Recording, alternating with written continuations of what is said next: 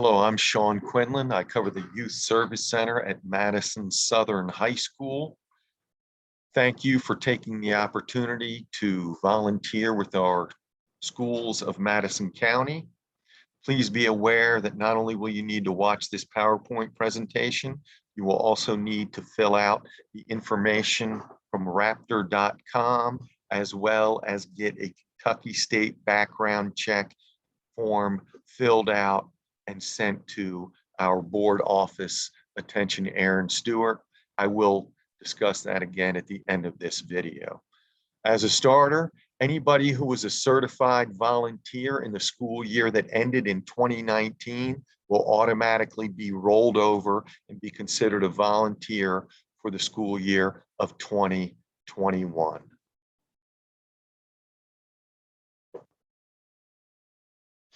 Thank you for getting involved.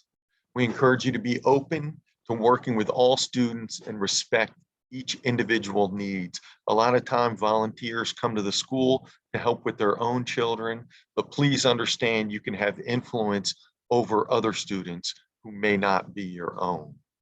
Please have a clear understanding that all activities, performance, and personal identifiable information is to be kept confidential.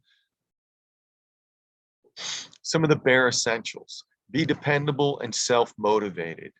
Although this is a volunteer position, I ask you to look at it as if it were a real job.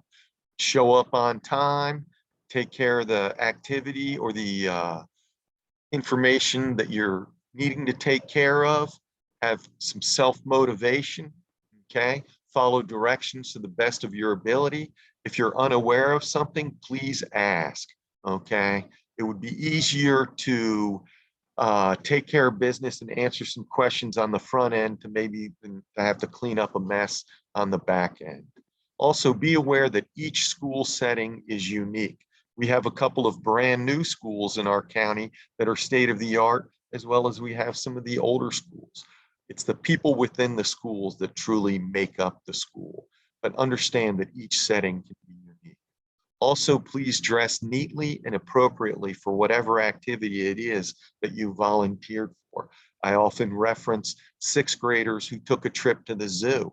Some of the mothers came dressed beautifully, but wedges and white pants don't exactly work very well when you're running around with sixth graders at the zoo. So please just dress neatly and appropriately for whatever activity it is that you volunteered for. Hold our students to have high expectations of our students, okay? You're another adult around, another set of eyes to help provide a safe environment. Listen to students, you know, take the time. You're another adult. It's one more person around that the students can have to hear or to help them out. Accept and respect all students. Our community is becoming more diverse, all right? Be aware that when you walk into school, we need your help with all students. Be open to students regardless of the diversity or differences. We're in a new era, okay? I don't even think I need to go and touch on that one anymore. When communicating with students, maintain eye contact with students, okay? If a student is younger, okay, maybe kneel, stoop, sit down so you're at eye level when you talk to them. I'm kind of a tall guy with a deep voice, and I had some younger students who were afraid of me at one time. That's the last thing I wanted. But when I knelt down and looked at them eye to eye or sat down at a table and we were even, it certainly made our discussions much better. And I think it put the kids at ease. More suggestions. And students, encourage students in their work. Pat them on the back. Tell them they did a good job. Tell them they look handsome or their hair looks nice. You know, the little things that kids like to hear. Praise students upon completion of their work or task, right? We also ask that you keep your cool. Something that I say is if you ever feel like you're getting frustrated, that's the time. Don't wait till you lose your cool. If you're getting frustrated and working out certain situations, turn to whoever it is that you're helping and ask them for a little bit more help. And be aware you have an opportunity to make a difference. Each and every day, each and every activity within that day is an opportunity to make a difference, okay? Please be engaged, be an active listener, okay? Paraphrasing. Maybe what you hear a student say, put in your own words and put it back to them. They'll let you know pretty quickly whether you've heard what they're saying or not. If you're not hearing what they're saying, you can simply ask, okay, what am I not understanding? What did I miss? Okay. The other thing within communication we ask is please not to disrupt student in transition. That comes more at the younger ages. In middle and high school, if your student sees you coming in the building, they may go the other way. But in the younger ages, they like to hoot and holler when family comes in the building. So just be aware and do your best not to disrupt students. Some parents have a silent signal they can give their child if they see him in school, and that would work just fine. Okay, having a positive attitude, smile, be polite, friendly, and helpful, right? Look for and take opportunities to praise students. If we needed someone coming in to nitpick, we'd certainly let you know. But what we need is another friendly, smile, polite person come in and help us get through our days and help our students get a little bit more attention that would help them get through the days. Have positive expectations, okay? Also see the humor in different situations. A lot of our youth are growing up. As they grow up, they make mistakes. You've got to be able to see the humor in those things and just move on to whatever the next situation is that needs to take place. All right, so what is confidentiality? Confidentiality is the protection of all personally identifiable data, information, and records collected, used, or maintained by an agency. Confidentiality requirements also apply to discussions about a student and the student's records in school and the community. So by you being a volunteer, you may have access to some of this confidential information. And we ask that you keep this, not only the documents you may see, but the discussions you may see. Here, we ask that you keep those confidential. Some examples of personally identifiable information, such as the name of a child, parent, or other family member, the address of a child, a number such as a social security number, a lunch number, okay, a student number, or personal characteristics that you may give, and it would be easy for someone to point that child out in a crowd. Okay, some more keys to confidentiality. Okay, the information acquired during your work in the school must be kept confidential at all times. Child's academic performance or behavior is to be discussed among the school personnel, the student's parents, and no one else. Again, imagine if that were your child. How would you like the information handled? More keys: to not discuss student, staff, or school problems outside of school. Boy, also with social media, things can spread like wildfire. Keep them small. The people that need to know should be the ones that know, okay? If you have a concern, please address it with your school principal first. What I would encourage you to do is call ahead and maybe set up a time for where you can come in and speak to the school principal. I'm also a believer in chain of command. At the high school levels, there may be an English department head, a math department head, a vice principal, an athletic director. There may be someone you can go to prior to needing to go to the school principal. Do not discuss do not discuss students, staff, or school problems with other school personnel if you're not directly involved. Again, those little wildfires can get spread pretty easily if we start involving people who don't need to be involved. When discussing a school-related matter, keep your focus positive. What I would also say is that if you have a gripe or a scenario in which you feel things were not done correctly within the schools, I would ask you to bring a solution as well. You know your child best, and you know what may work for your child best. Social media issues. Do not post photos taken at school of any child other than your own on social media. Okay, enough said. Be mindful of confidentiality when posting about school-related experiences. Everyone has different experiences in school, some good, some not so good. but we ask that you just be mindful when posting of those things. Avoid negligence. So as a volunteer, if you're given a certain task, we expect you to take that task on and to see it through, okay?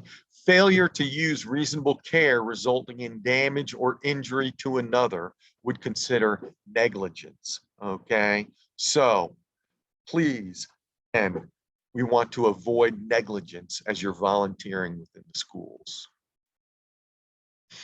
How do we avoid negligence? Students must be supervised at all times. Again, you're another set of eyes. We may be able to break down a group of 20 students into a group of 10 students because we have volunteers.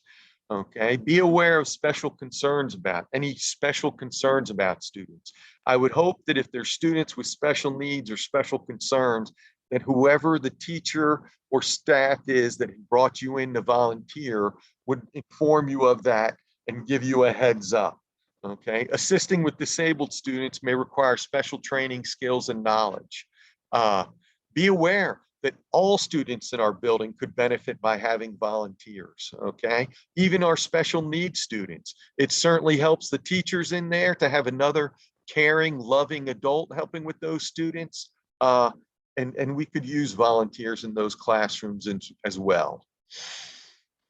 Students should not be asked to do errands for volunteers or any staff members. So if you're asked to do a task, then you ask a student to do that task for you, the student is injured, you almost certainly will be found liable for those injuries, okay? So if it's something that you are asked to do, you need to see it out. You can't pass it on to a student. All right, assisting with physical education or athletic teams requires special trainings. We often, each year, have a lot of coaches at the high school level who get involved, at the middle school level, all right, and those people will need a little additional training before they can get involved with those team sports. As a volunteer, never assume that problems have been reported by someone else. For example, if you see water in the floor, you should report it to the custodian or the principal so the floor can be cleaned. What I say to that is, you know, sometimes you stand at the spill, ask a student to go get a janitor. If you don't see anybody around, maybe you put a chair on the spill, you tell the teacher what's going on, but we can't just assume, oh, there's a spill, someone else has said something. Better to hear about it 3 or 4 times than to not hear about it at all. As a volunteer, you're expected to act as a prudent person would in the same circumstance. Parent involvement. So students will perform better academically if they have support and involvement from their own parents. But I also want you to understand that there's kids watching you as you may be there for your child. Okay, you can have an influence over those students as well with a simple compliment for how they presented themselves at school today, maybe a compliment for their schoolwork, maybe a simple pat on the back. Okay, but you can have influence beyond your own child. Please take the opportunity to know your child's teacher and school staff. And I would assume by you volunteering, you're invested in the school system and in your child's education, and you will take the time to get to know your child's teacher and school staff. Okay, so that wraps up the PowerPoint on confidentiality training from Madison County Schools. Again, thank you for getting involved. Please be aware that on this site, you're also going to need to go to raptor.com and fill out the information there. That will complete a national background check of sex offenders and get you registered into raptor.com. So Raptor, for the years moving forward, will send you reminders about the upcoming school years and wanting to continue to be considered a volunteer in the school system. You will need to do whatever those emails tell you to do so that you can continue to be generated as a volunteer within Madison County Schools. You will also need to get a Kentucky background check. There will be a link on this page as well for a Kentucky background check. You can print that off, fill it out, and get it back to Erin Stewart at the board office, or you can fill it out online and then get it to Erin Stewart at the board office. Okay, and she will handle getting that mailed in and getting that returned. Once that gets returned and clean and clear, you will be placed on a county-wide certified volunteer list. These lists are generated through the board office, Erin Stewart, and they're pushed, and all the family resource and youth service center directors in the county have access to that. Okay, so when you're going to volunteer in the school, whoever it is you're volunteering for, oftentimes checks with the Family Resource Youth Service Center to see that you're on that certified list. Again, remember raptor.com. It's going to be send you annual emails, updates for you to continue year to year to be on the certified volunteer list. Again, thank you very much. If you have any questions, please contact Erin Stewart and she'll get you the answers you need. Thank you.